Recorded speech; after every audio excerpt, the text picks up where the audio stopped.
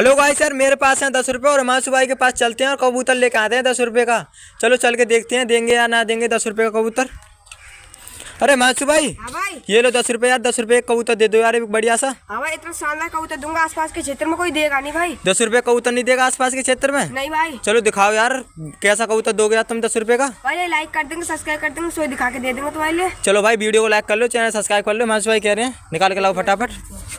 देखो सही कौन सा 10 रुपये कबूतर देगा हिमांशु भाई, निकाल के लाओ फटाफट। देखो भाई चीना कबूतर। ये देखो भाई, चीना कबूतर है, पीली आंखों में भाई। ये लो भाई अपने 10 रुपये और मुझे कबूतर दो।